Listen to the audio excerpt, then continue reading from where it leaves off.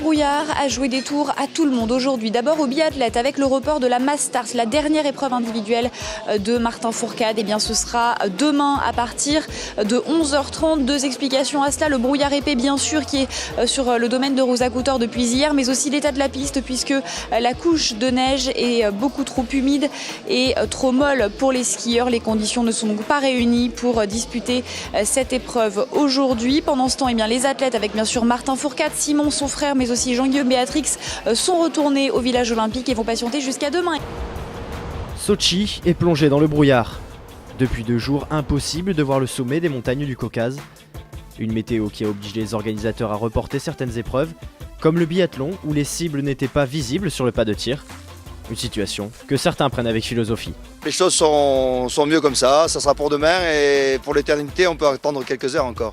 Ce sont des activités extérieures, le mieux c'est de laisser partir une course dans des bonnes conditions.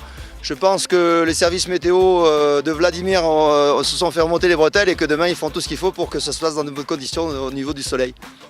Pendant ce temps-là, les biathlètes doivent donc prendre leur mal en patience, d'autant que les entraînements sur le parcours de biathlon sont impossibles en raison du mauvais état de la neige.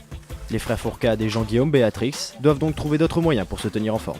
Ils vont aller trottiner une demi-heure et puis faire une demi-heure de vélo derrière. Pas d'autre possibilité. Hier soir, ils sont venus ici, ils sont montés sur les skis, ils se sont couchés, ils n'ont sans doute pas dormi très tôt. Levé très tôt ce matin, donc la récup elle est toute relative. Voilà, donc, en plus, la préparation psychologique qu'il y a à faire avant chaque course, il faut remettre en route à chaque fois, ça devient compliqué à gérer.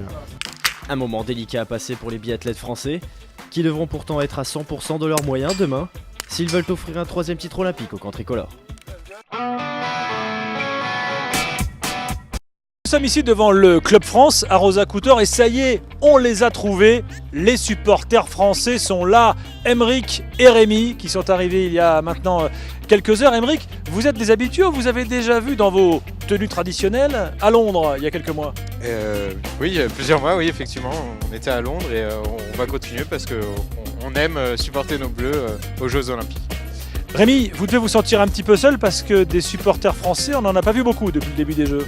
Alors effectivement, ils courent pas les rues, on est 3 pour l'instant et on essaie de mettre le maximum d'ambiance, donc on va continuer cette semaine en espérant que d'autres viennent nous rejoindre. Voilà, la France est donc bel et bien représentée et en force ici à Sotchi.